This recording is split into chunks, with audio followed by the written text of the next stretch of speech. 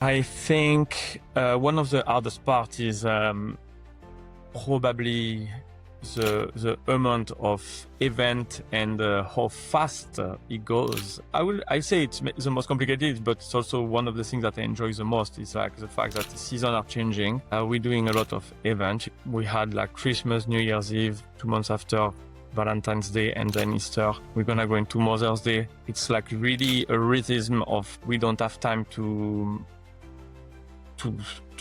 settle and to be waiting. It's like a non-stop evolution, and you try to renew yourself. And I think that is really, really challenging.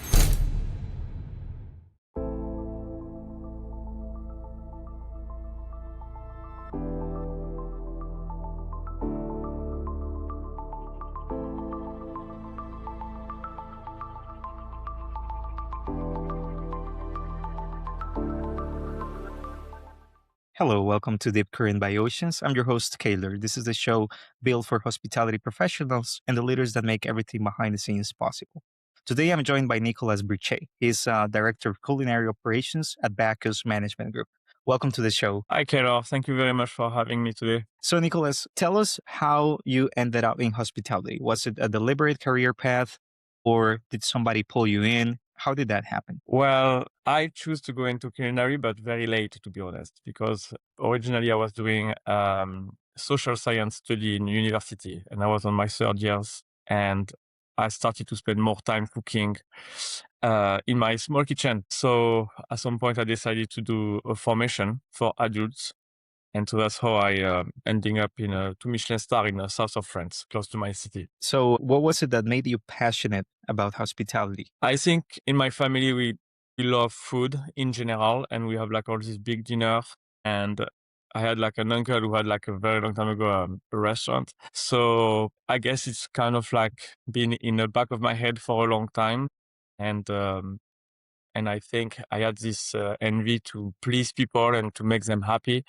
And I think that's how I really one day did the jump, right? Because I wasn't at all in the field to become a chef, actually. Great. So, Nicholas, can you then tell us from your career, from the past few years to the last few months, how did you end up at Bacchus Management? Well, so I learned as a chef for a very long time in a 2 and 3 Michelin-Star in Europe, and really how I ended up at Bacchus is when I moved to the US a few years ago, 5 years ago. My first job was at Atelier Crane, where I was a first R&D chef before to become a culinary director. And then I realized that I really liked also the business aspect of being a chef and not only creating food on the plate. So I decided I really, really enjoy right now what I'm doing. And I think as much I accomplished a lot of things as a chef and cooked for some of the best chefs in the world, my next step was actually to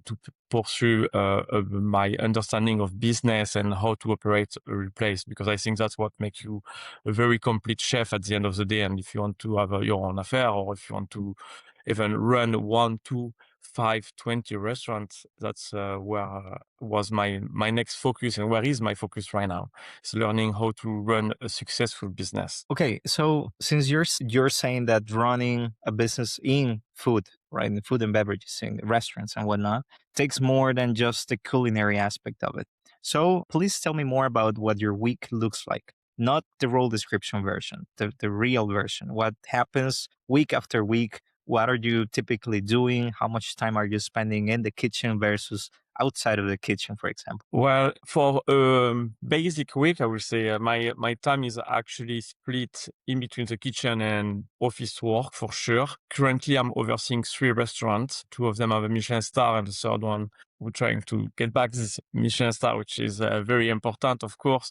So I would say that a part of my week, I'm in the kitchen with the chef de cuisine of each restaurant and their team, sous chefs and all their team, and we're developing dishes, implementing new dishes. So that's like the creative aspect, which is very fun, of course, for me. And then for the rest of the week, obviously, I am accountable for having this restaurant running successfully, is managing labor and food costs, of course, and making sure that everything looks great for the partner, obviously, because that's, I think you can do the most beautiful food in the world, you want restaurants to be successful, and for that you need people to come back. So you have like so many aspects. Like you want the guest experience to be very good. You also want to have your staff and all the employees who work with you happy. And I think that is also one of the aspects that is very important for Bacchus. Here we say that every people who come in one of our restaurants should leave more happier than when they come in. And we don't say guests should leave more happier. We say everyone. So it's as true as for our employee, same as for the people that we receive and we provide this service. Totally. And Nicholas, tell us more about the scale of the operation. So you just mentioned 3 restaurants, right? Right. So can you tell me more about the volume that you're accustomed to? How big the team is, for example? Anything there is to know about the scale of Bacchus operation? Yes, of course. But the 3 restaurants are a little bit different. We have one in the city, first, which is probably the biggest because we operate 7 days a week, lunch, brunch, and dinner. So for this one, we probably an average of, I would say, maybe 700 guests a week, which is a lot because we open lunch and dinner. We have a very, very big team in the kitchen, probably around 20. For the other 2 restaurants, it's a little bit smaller. They all have a different operation, so it's a lot of mix. The Village Pub is open only dinner, but have a few brunch on the weekend and one lunch during the week, when Selby's is open only dinner. So you can see like it's a lot of moving parts in between all these restaurants because none of them are operating exactly the same way. So it's no magic formula. It's about, and for Selby's and the Village Pub, they are also high volume. Selby's is probably around like 500 or 600 guests a week. And for the pub, pretty much similar. And each restaurant also is have a bar. It's a specificity of in Bacchus, like or fine dining restaurant, they all have a bar and a bar area, and all have a dining room area. A lot of little thing makes the job very, very interesting because you do not do the same thing all the time. Like it's moving part and a new menu, and the season are changing, and we want to do some event. So it is a lot of event and of little things that make your day never the same. Wow. So there's a lot going on, and I'm going to come back to many of these things that you just mentioned, plus a few more questions. But tell me, what's the part of your operation that you're most satisfied with? Either something that your team has built or something that you have collectively figured out that you feel is working the way that it should, outside of the culture that you already discussed. Yes, I think I would say that right now the Village Pub, which is one of the 3 restaurants, is operating very, very well. I would say is not from me because I joined Bacchus not so long time ago, but it is a team which is very well established with some employee very fidel. They've been here for a long, long time, and I think it's kind of like a pleasure to work with a team. They know so well the place and how it's run that you can really implement new ideas and, for example, new dishes or new table side without any struggle because they know so well the place. That's a real pleasure, to work with people who can help you and support you in the ideas that you bring, new ideas, which is not every time easy. So I would say that's a great accomplishment. It's not like mine because it's like mostly them actually, because I think it's so much easier when your team is not changing every month or every 2 months, and that you have people who've been here. Some of these people have been there for like 10, 15 years. So it's like amazing to work and to be surrounded with them. And so, very candidly, then, what is the hardest part of your job right now that somebody from outside the industry might not typically appreciate or even think about? I think one of the hardest parts is probably the amount of event and how fast it goes. I say it's the most complicated, but it's also one of the things that I enjoy the most. Is like the fact that the seasons are changing. We're doing a lot of events. We had like Christmas, New Year's Eve, 2 months after Valentine's Day, and then Easter. We're gonna go into Mother's Day. It's like really a rhythm of we don't have time to settle and to be waiting. it's like a non-stop evolution, and you try to renew yourself. And I think that is really, really challenging. Keep on the top of running the business day to day, because you every time looking ahead and have to anticipate and be ready for the next event. That can be a wine dinner. It can be one of these dinner like Easter or Mother's Day. And I think it's the most challenging and the most exciting at the same time, I would say, because, but it may probably is not for everyone to be at every time in a rush, right? You do not have time to just wait and be attentist, if that's correct. So when you describe events, when you say this word events, are you describing literal events that people book the places for, or do you refer to that as kind of the shifts, like dinner, the breakfast, lunch? When you say events, what are you scoping out? For me, events is not like the different shift. That's a day to day. It's more like as I said, like if you have like Valentine's, Easter. We also do a great amount of wine dinner where we receive either winemaker or some of our distributor and highlight some wine. So for each of these events, so we create a created menu, which are different of what we're proposing in a restaurant, which is also a great way to be creative and to have the chef de cuisine really be involved in new dishes and to do even more than what they do on a day-to-day. So it's obviously a little bit more work than if you were doing just your regular menu, but how exciting is that, right? To be able to pull up new dishes and to work on the plate, which are fun. Okay, got it now. Got it. So let's dive a little deeper now into your day to day, Nicholas. There's one particular aspect that I'm always very curious about, and it has to do with interconnectedness, because everybody believes operations are only about what goes on and that people can see. In your case, for example, as director of culinary operations, people would probably picture you in the kitchen, like in these reality shows where there's the heat of the moment and the drama and all of that excitement is happening at the same time. But there is also the part that goes on the back end, right? The systems, the vendors, the inventories. So one big challenge that I've seen from operators in the industry is the connectedness between systems that they're using. What does that look like for you? What are you using, and how seamless do you believe that connection is across the different tools that you're using on the back end to operate? So for system, of course, we use like a great amount of software to help us to run this operation. I can name like a few, even if I don't really want to advertise, but it's like we're using Toast, for example. We're using Margin Edge. We're using C2It. We're using 7Shift for um, schedule. The great advantage is that most of them are linked, not every time, which can be challenging, and you have to do the work yourself to connect them.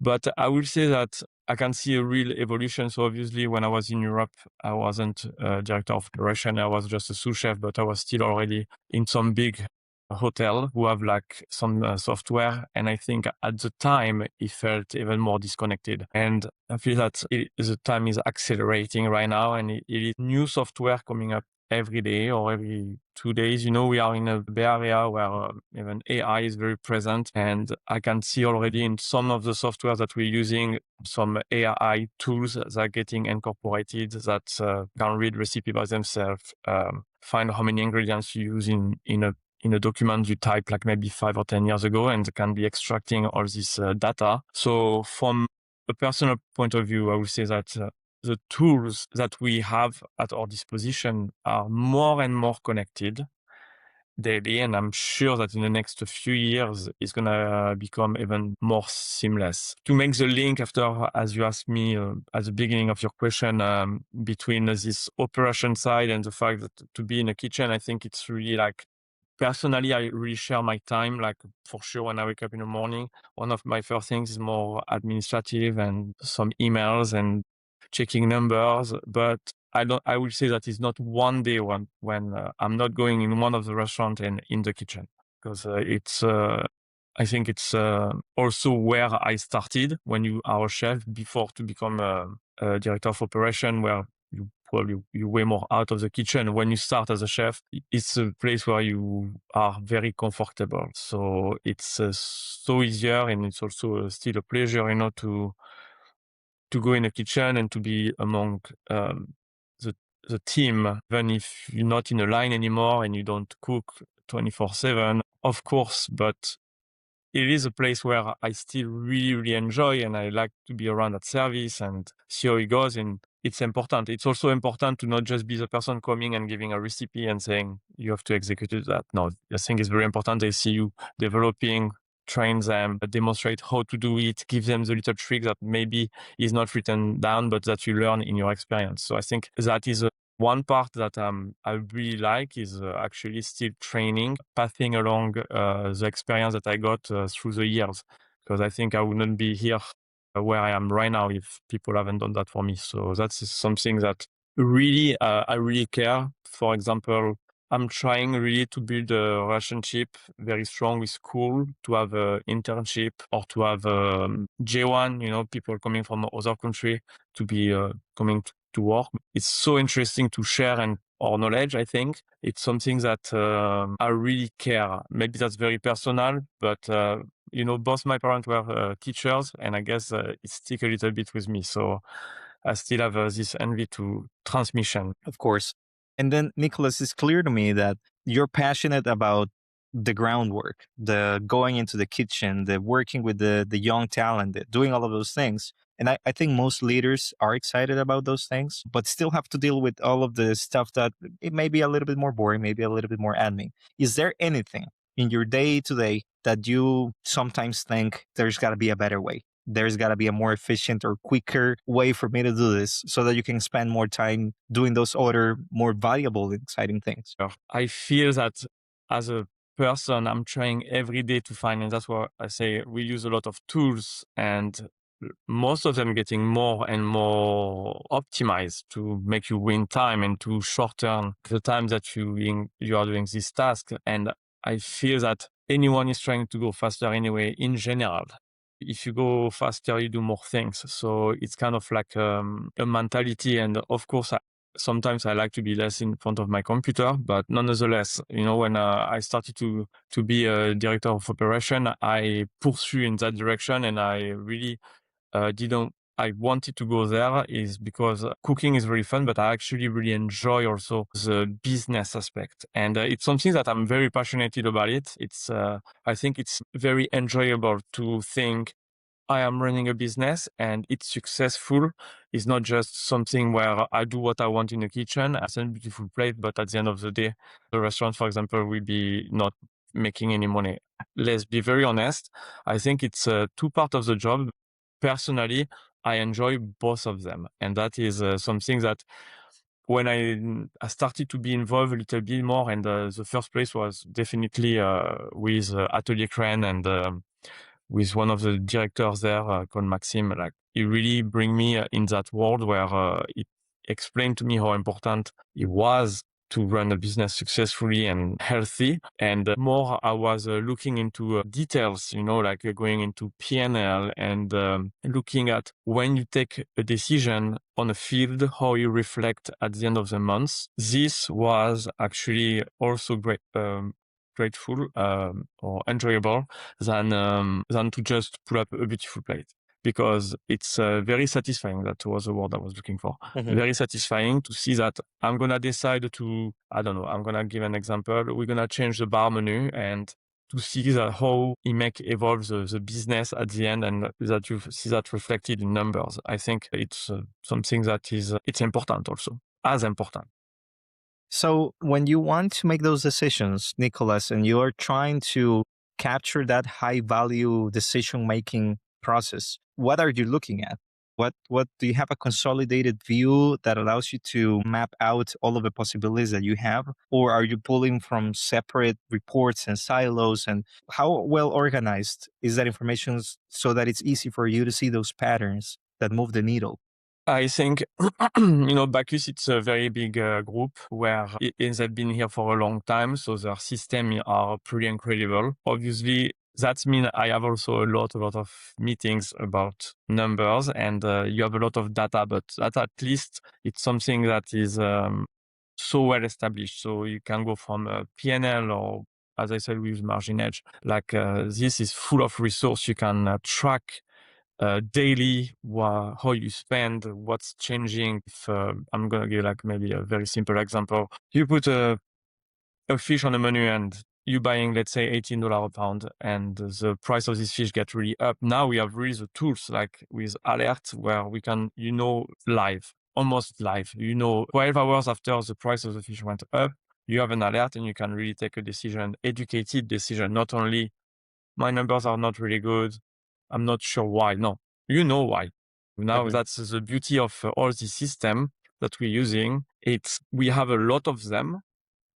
I'm using like 2 or 3 really daily, the most, and I think they are very, very complementary. And I also have great people around me, like a CFO that is very available, that I can pick up the phone, and if I have a question, he can help me also figuring out, because obviously this decision, I say, if I decide, I probably will have an idea, but I will submit. I'm not alone. We are so many people working in this company, and it's not just when you take a decision, it goes through many people before to be able to execute it. And I think it's also what make the a decision either a good decision or a bad decision, but is after if you implement it or not, because it is enough people around you and you can discuss it and make sure that you're going in the right direction. It's not like you're not doing this by yourself, right? I don't think at this time in such a big group you could do anything alone. So I have a question, just because you just mentioned this. It's okay if you don't have the exact number, but I'd love to ask you for a ballpark on things like the fish example that you just brought up. For example, what is the real impact in margins, in percentages, in anything that you believe is easy to explain of a business not seeing those things in time, like the ingredients going up on cost and that ultimately impacting the P&Ls? What do you think is roughly could be like the margin at risk? The margin at risk, it will be, yes, I will say that you can easily, if you don't have this data, 3-4% on your food cost, because basically expensive items like fish, it's a good one. If you're a bit of a fine dining and you have lobster, the price can really almost double in between, I'm gonna say, September and December. The impact would be like huge. Yeah, that I'm taking expensive protein like lobster, which is it will make people think obviously that impact a lot of your food cost at the end and your margin. But now, if you take in a more micro approach and you think, oh, the flour is maybe 2 cents more, or eggs and milk, and when you put all these little elements, because it doesn't have to be like a huge difference, but a little difference when you have such a big high volume like us, this will impact something tremendously. I am not overseeing. We know in Bacchus, it is a other restaurant than just these three who are the fine dining. They have one, for example, few pizzeria. And I do know, it's been conversation like on the impact of what flour we use or don't use, because we're using so many kilos or pounds of flours a day, a week, a month, that will impact the P&L on a yearly basis. Like, Mhm. just with just a simple decision of which flour do you use in a business, because that is your main ingredient. That's just an example. Yeah. I hope I answer your question. No, you did. And actually, it's interesting because I've asked other people that question, and the responses are typically they themselves feel like they could be going between 4 up to 6 points, maybe above what they should expect their food costs to be because of things like that. And because of another thing that I also want to ask you about, which is inventory forecasting. That topic is fascinating to me because everybody does it differently. So, and there's a big gap between what the operators sometimes know is happening with their food and what actually is happening in real time. So, how do you manage inventory and ordering? Is there a system that gives you information so you know roughly historically how much to order, for example, or do you depend highly on your own judgment and the chef's judgment and the managers? So no, we have absolutely a system for this, and I think in such a big company with high volume like we operating, it will not just be possible to be based on the guts or the knowledge and the knowledge of just the chef de cuisine. We have a monthly inventory, of course. which are very precise. I think this is follow up at the end of each period. I review them. The CFO reviews them. We review that. We compare versus our inventory versus the last 3 months and versus the last year at the same period. So this gives us like a lot of data, which is very, very important. And we also for ordering, on a daily basis, you can trust the chef. For sure, they're in the restaurant every day, so they know how much roughly they do on a Monday or on a weekend. That's for sure true. But I also have the ability to check if they're right because, for example, we're using Toast, and you can check how much fish you sold for lunch on a Tuesday morning, on a Tuesday lunch, or what was the sale on a Saturday night. And I think on a daily basis, that is maybe not the one that I use the most, but I was talking earlier, Valentine's Day, Easter, Mother's Day, where we have these special menus. Do you really remember as a chef de cuisine exactly what you sold last year at Easter? How many lamb did you sold? I mean, maybe you remember roughly what you sold, but do you want to be just roughly right, or do you want to be a little bit more accurate? And I think we have the right tools to actually be accurate. So we're using Toast, for example, in our company, and I really like it because you can really run your PMix and you can really see, for example, last year we made how many covers. You can compare on what you're booking right now, and you can really make percentage of how many meat, how many vegetarian menu, how many fish did you sell. Mhm. And I think you cannot just like follow your instinct or just what you believe, because on such a high volume, little bad decision or decision that were not the best one would impact very, very importantly the business. Yeah, I totally agree. But you will be surprised. This is the type of topic where if I ask somebody who's mature in the process, they don't even see a way in which they couldn't do it the way that they're doing it by using tools like you are. Like they can't even imagine what that would look like. But you also have the operators who maybe haven't arrived to these systems who are locked behind all of that lost opportunity. That's why I always like to ask questions like that. But on the topic of visibility, then, Nicholas, when something happens unexpectedly in the middle of the operation, like a system goes down, or a key person calls in sick, or there's a booking spike and everybody's scrambling to figure it out, how quickly does it show up in a way that you or somebody from your team can see it and action it? That's a great question. And I will say that every situation is a little bit different. As I said, all of our restaurants are open 7 days a week. So obviously we do not carry only for a 1 day operation. So we have this flexibility to be able to compensate even if it wasn't a peak in a booking, even if it was 25 people walking through the door unannounced. I will say that technically we do have the ability to to receive them and to absorb the amount of work. We have enough cooks in our kitchen for sure, and in front of us. And in terms of produce, I'm saying probably because I don't want to be fully general, but we probably have the ability to do this because the style of operation that we are executing. For sure, if I was in a smallest restaurant with much less cover and maybe open only 5 days a week, that would become much more difficult. When it comes to, for example, person calling sick or not showing up, that could be also something very disturbing or organization. We have the ability right now to either replace this person very quickly, or our employees are very available, which I'm grateful about it. We can provide the right service for our guests, and having either another cook coming, or we have enough people in house to be able to work if someone's called sick. So we really in the right place to do that.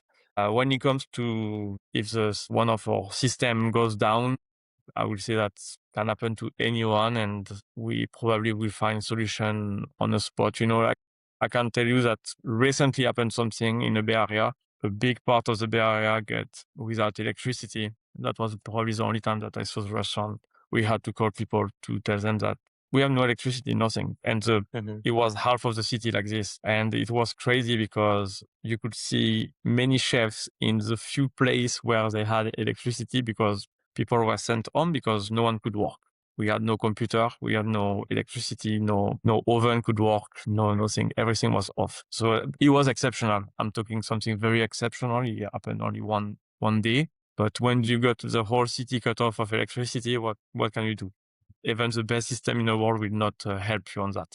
If it's just one of the system, let's say our system that we use to take orders goes down, I will say that it is every time a solution. We used to take orders on a notebook with a pen, and it's probably what we're gonna do on the last minute to give the best service we can to our customer. Great. That's a great response, Nicholas. So I meant to ask you about a topic that's come up a couple of times in the show.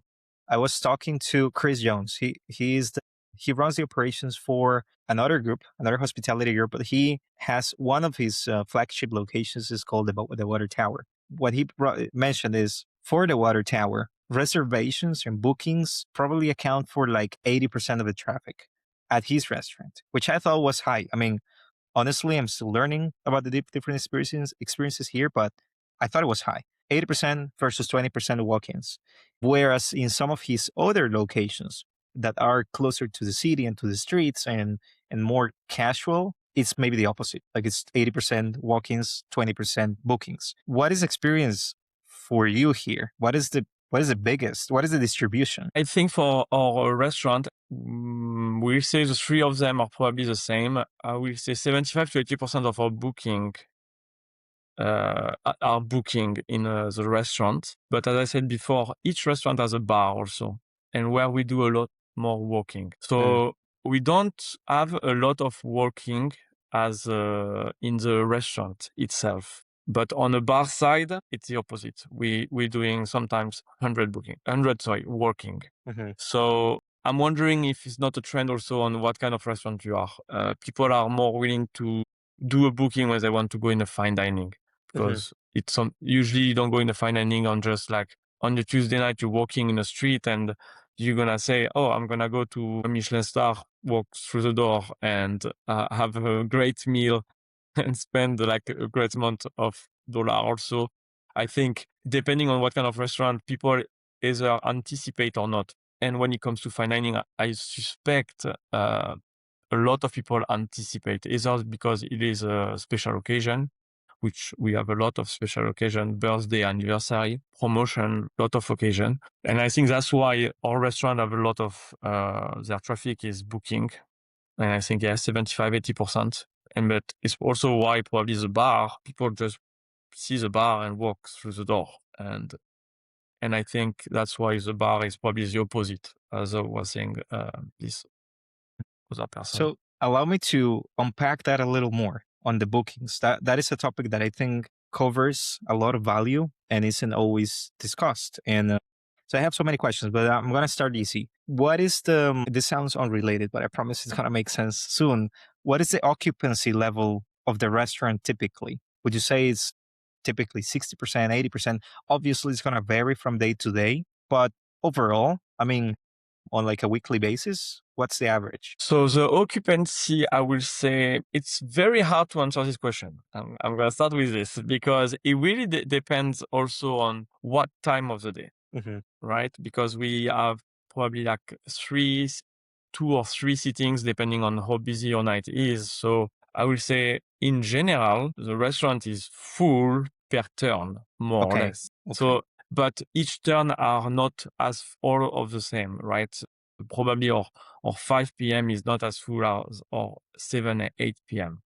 So that's why it's pretty hard to answer your question, and I do not have the number in my head exactly about the occupancy average. I would say that in our restaurant, I'm not too sure. I cannot answer this question right now. Well, but you are touching on something very interesting because you're telling me it's relatively full per shift, which means when we discuss occupancy in the setting, we're not just talking literally tables full, right? We're talking staff that we assign because we forecasted this many guests, right? And this many people eating.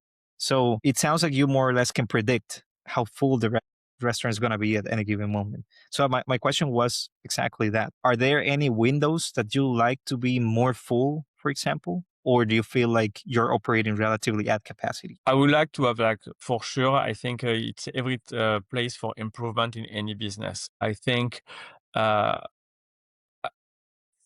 think the culture is some people really like to eat in a certain time of the day. And from an operator perspective, I would love these people to want to eat on a bigger time, a longer time in a day. For example, we're definitely very, very busy 6:30 to 8:30, let's say, which is true. And I would love to have more people in between 5:30 and probably 9, which will help tremendously the operation to have lighter turn and to provide a higher quality. That's Hmm. my perspective. The reality is that you also want to please the guest, and obviously you try to maximize on these hours where people really want to come. So I will say it is obviously a possibility to be better at what we're doing. And for sure, it will be interesting to see what we could accomplish if we were able to have the same amount of guests. I'm not even asking to do more guests on a longer time, because I think it will help. So sometimes you get a little bit bottleneck on everyone a bit on the same time, on the same sitting on the same time. Hmm. But it's also the reality of so many restaurants that I don't think we are an exception. Hmm. Yeah. It is something like we work daily to try to accommodate as many people as possible, and trying also to keep staff not under pressure or too high pressure on this crunch time. Hmm. So for sure, we try to be better and to expand the time, but it is also the reality. Well, there again, I promise this would make sense. So, and I'm getting there. So, I've already asked you more or less what's the occupancy, which sounds like you're typically full. It also sounds like there might be windows within which you believe you could have the capacity to receive more guests. And you've also mentioned that currently your reservations have account for 3/4 of all of the traffic, almost like a good majority of the percentage, from what I could understand. Yes. So, in tying all of these things together, right? My next question, which is the last one before we can actually paint a full picture here, is how in advance do people typically book? How many days is the average that people typically book? I do not have a clear answer to this, to be honest, but I know that I can assert that we do not take a spike on a day, for example. It's very rare. Mm. From the few last months that I'm working in this company, you do not get you get like probably 80% of your, or even probably even more, Mhm. 90% of your booking before, let's say 3 days before. I don't know if 3 days is the exact answer, but I will say more booking are in advance. We're not Mhm. gonna get like 50 booking, which would be a lot for spruce on a day, or even the day before. It is not something that I observed. That makes sense. But you did answer my question, honestly. I'm not looking for something specific, but my question was more like, if I ask you today, if you're gonna look at the calendar 2 weeks from now, is it gonna be full? Probably not. I mean, what you're telling me is more like 3 days, 4 days, I guess, then you start to see dipping.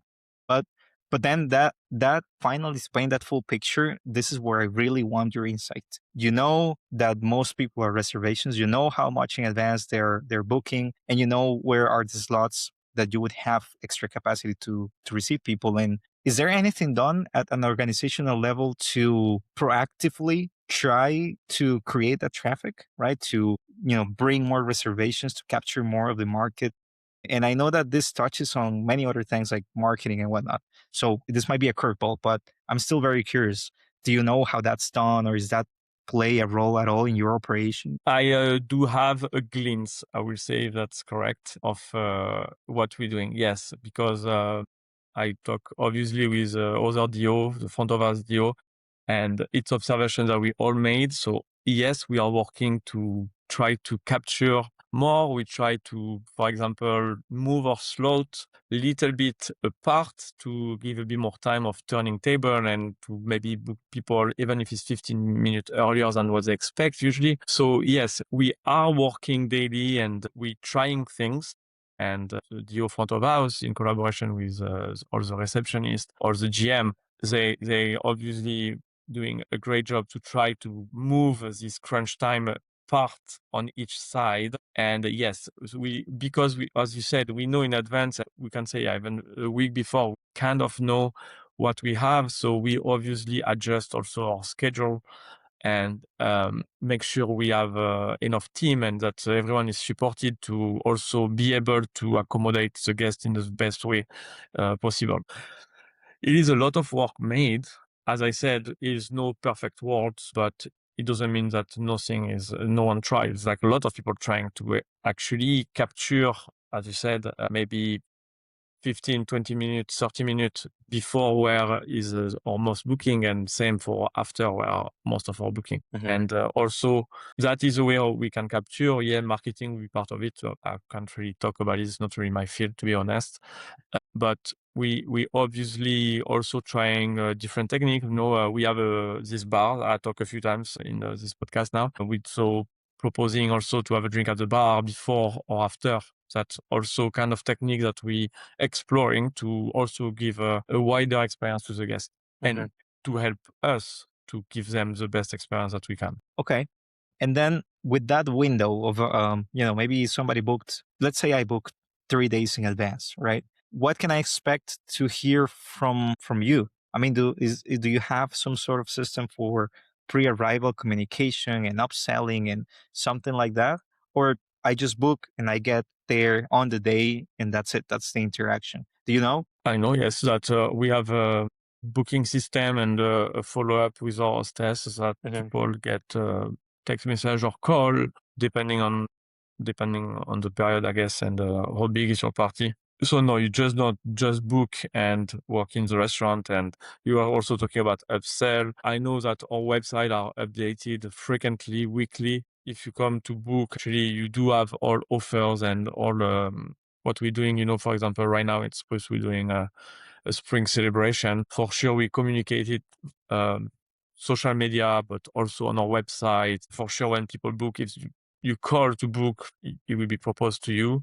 We also have a company who help us. Like I'm thinking, iSpy is like a company. Basically, they act as a guest and call us to see how the booking are going. Do we do the right thing? So yes, we have like a lot of tools for sure. I'm less familiar with them because, as I said, not really my field, but we have like, all these tools to make the guest experience once more doesn't start when he walks through the door. So we try to start the guest experience from the moment where they book. So as you said, when you book, you're going to have a confirmation, you have a call. Maybe we're going to ask you if you have some allergy, and I think that's part of the guest experience. Yes, definitely. Speaking of guest experience, what about the regulars? Do you have a good grasp on who are your best guests, what they prefer, when they last visited? And is there a way for you to track that so that you can better serve them and obviously to try to get more of their revenue? Or is it, again, largely to the judgment of the people that work there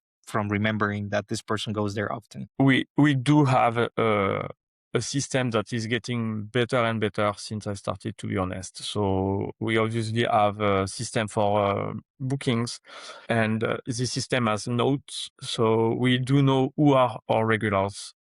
We have note on what they like.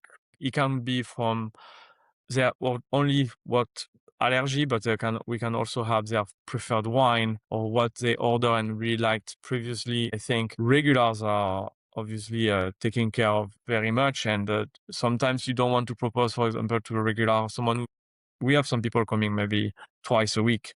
So for these people, we try to accommodate a little different thing, like maybe you have a special dish or something out of the ordinary once in a while, because you don't want to propose them every time the same and the same and the same, which is normal. So yes, we have tools to track this. I think I saw in my life really two extreme, coming from like a 3 Michelin-Star where I have one of my friends is a general manager where they have like a concierge service where we can create it. Well, we're not at this level in Bacchus, but that's like 3 Michelin-Star. And I think we try to do really our best and at a lower level, but we have the right tools to do it. So I know that It's pretty recent, I would say, but like it was some retraining with all our captain, our sommelier, and our general manager to actually take notes during the night and feedback from the guest. And at the end of the night, all this could be implemented in our system and written down. I think this is becoming more and more frequent and something common in most of the restaurants, especially since, now we have like more and more books from people from the industry. I'm thinking Will Guidara, for example, wrote like this beautiful book about hospitality. And I think now people start to know that the guest experience is very important, and to have notes, it's kind of like so important to give the right thing to the guest and to surprise them. Like, is it not like amazing when you come to be greeted by your name? And if you want, I have the bottle that you like so much aside. If you want it tonight, and I will have it for you. I think it's such a great touch, right? Definitely. Before we move away, because we're getting toward the end of our time, before we move out of the operational reality that you live in, one last question, which I meant to ask you earlier, but I just want to make sure you don't miss it. When you're trying to understand performance at one of these locations, I mean, you're not just managing one; you have to make sure it's going well across the board. How do you get the information on things like, let's go with these examples: occupancy, RevPAR, guest satisfaction, food cost, all of these things, all of these metrics? Obviously, each one will have unique results. So, are you pulling data from each one individually? Like, do you have to sit down and analyze everyone separately? Or do you have a comprehensive view somewhere that allows you to compare them in total? In my case, I will have to pull out data for each restaurant. Some of them are compiled together by our team, financial team, or like you talk about different things, like for example, occupancy, check average, or revenue, let's say, and guest satisfaction. Obviously, they don't belong in the same kind of document. So one is very financial, and our financial team, as I said, we receive report monthly, weekly, and you have this data per restaurant. And then for guest satisfaction, we have other people and other softwares where we review the reviews about the restaurant, and and and other people who help us coming to the restaurant, not saying who they are, and after giving us feedback. So obviously, um, unfortunately, I will say I do not have one thing pull up the three restaurants, but as you say, they're all independent. They have a different identity. We try to have the same level of execution, but at the end, they are not together. They're absolutely operating on their own. So I cannot pull a revenue of the three restaurants. Will not mean anything for me right now, because it will not tell me if one is overperforming and one underperforming, or if it's because it will be just an average. So for now, the data that I receive is for each restaurant individually, but they are all condensed or summarized in some form of document or in a software. Okay, makes sense. Great. So I want to close with just a question on looking forward into the future, and what your operation will be a few months from now, a year from now.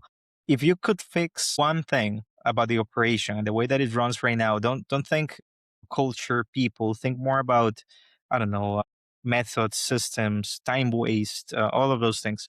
If you could fix one thing, and hopefully something that you've already thought about and it's in the back of your mind, or maybe on a to-do somewhere in your notebook or whatever. Yeah, can you come up with something like that? Like that one thing that you're thinking about? Well, I think one of the thing that is in my mind is obviously waste. To track waste is something uh, I don't want to say I want to try to fix that in a few next months or months, because I think it's something that we keep an eye, and we have a system existing, but implementing sometimes is very difficult. Our teams are changing sometimes, so they're really big and they're different in each restaurant.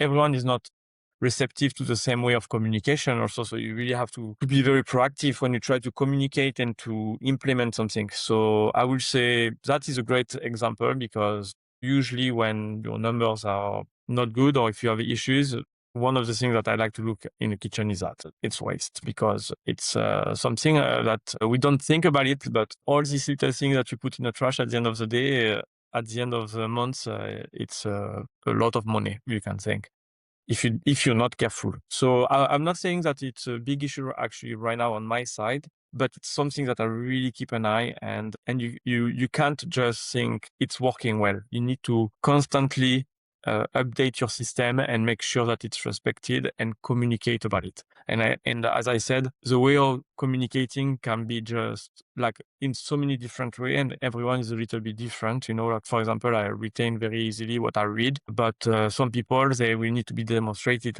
and if they read just a piece of paper, it will not help them. So my goal is actually right now to work on my communication skill with all the team. So when I want to when I have a message or when I want to implement something in a kitchen, I'm trying to multiply the way how it's communicated to the team. So we can go from an email to the managers, but after to have something printed in the kitchen and then grab the team, have the team around you and show them and explain to them verbally. So multiplying the way how the information is given to them. That's really interesting. I don't hear the waste often. How much does that cost you? Do you know? I mean, it doesn't have to be specific, but I do not know, but I will say that because we have some standard of freshness, and for example, I'm gonna take like if you bake fresh cookies, every night. I mean, you have maybe 2 or 3 cookies left at the end of the night, which is normal. I mean, at the end of the day, it's really hard to have the exact number every night, but that and among other things can be like a lot of money. So I don't have a dollar amount, obviously, but I will say that it's just you try to responsibilize people to be cautious when they arrive towards the end of the day to, for example, don't cook 5 ducks, right? It would be like, well, we have only a few guests left, so maybe let's make sure that you cook the last duck one instead. I don't know, it's just an example like that. yeah. But it can be like a lot if you're not careful. As I said, it's not really one of my main issue. I want to keep an eye on this. It's something that it's so easily to get comfortable and to have cooks. It's just so much easier for them to have enough mise en place and be ready and don't have to think so deeply into how to finish very tight. Mhm. And I think we are there as a manager to help that, to facilitate and to remind them. And that, as I said, that's all about communication. Mhm. Yeah, that is very interesting. I love to dig into that some more in a different time because how do you even systematize something like that? But it's very interesting. If I may, Nicholas, because we are getting to the end of the interview, but I'd still like to hit you with a very quick lightning round. Couple of questions. The way that we do it typically here is first thing that comes to mind, no overthinking, couple of sentences of response. I just want to get this in a very candid and quick fashion from you. So let me start with this. In your mind, what is the most overrated thing in hospitality technology right now? Wow, I don't know the answer. Overrated the technology right now. I feel like a lot of people will say AI, but I feel that it's getting so popular right now, but I don't know if it's overrated because I think it's very useful personally. We'll go with AI. Honestly, I think that's AI will have to do a lot with how you use it. So totally. I think it's really how you use it, and I can feel. I am actually a kind of a chef that love innovation, so I'm not more like super interested in and trying to understand how that can help me. But I can see a lot of chefs and in old time and love. They don't want to evolve; they want to stay as it is. But I'm not this kind, so I don't know. But I can feel that could be like a real answer. That's a controversial one. That's probably one to discuss more. So, on the flip side, what is the one system in your operation that you couldn't run without? Right now, it's Machine Edge, I would say, in my side, because Mm, I'm sure there's other system who does exactly the same thing as that. But it's the one system that really helped me to track so many things and to also, I don't have the English word, but to have all the recipe all the same all the time. And it's perfectly established and it helps so much consistency. So for me, that's a no-brainer. I will go for this. wow. Okay. A lot of people tell me the POS or Toast. So Yes, that's curious. it's the other one, and they kind of work together because you get all yourself from Toast. If you want to see if one of your recipe is financially viable, Toast just put out a PMix. It doesn't tell you how much you spend to make the dish. So for me, it's like both.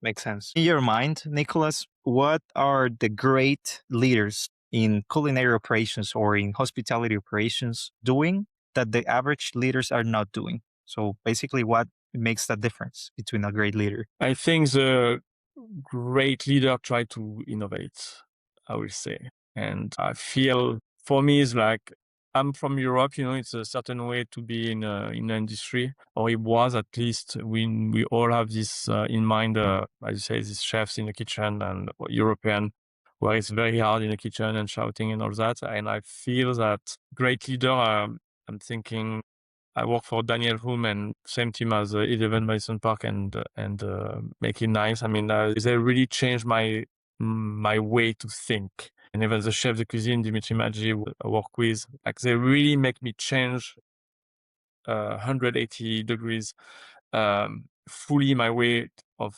managing people. And I think why the great leader is because they wanted something different and they did it.